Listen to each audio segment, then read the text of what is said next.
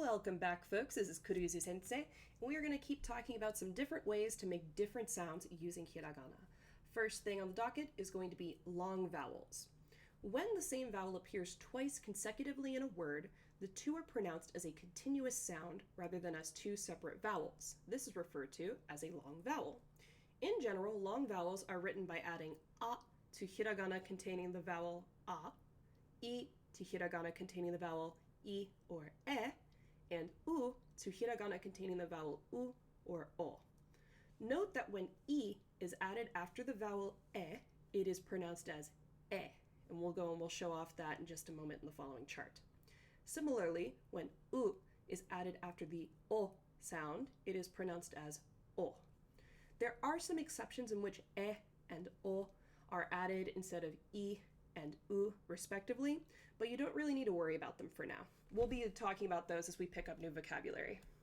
So as we can see here, it's going to be following a character that ends in that same vowel. So ka will be followed after a.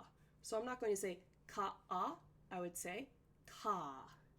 I'm not going to say ki-i, I would say ki. I'm not going to say se-i, I would say se. Similar to what we were talking about before when we talked about the term sensei. I'm not going to say sensei, I'm going to say sensei, and I'm just leaning on that e. We can also see this with to or ko.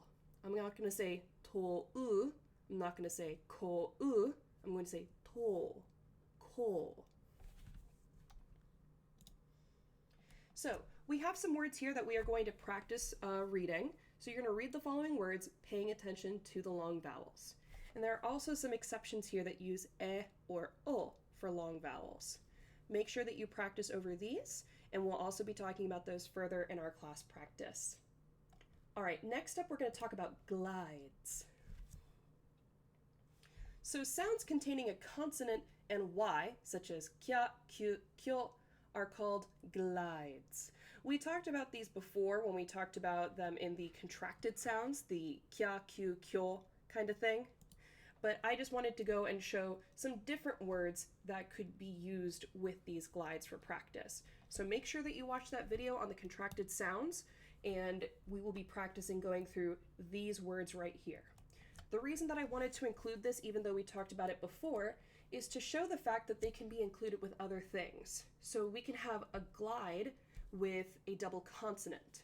So we can see here in shuppatsu, in shakkuri, in chokaku, in shokki. You can also see that it's used with long vowels within a glide, such as byoki, myoji, shogatsu, gyuniku, ryo, ningyo, so on and so forth.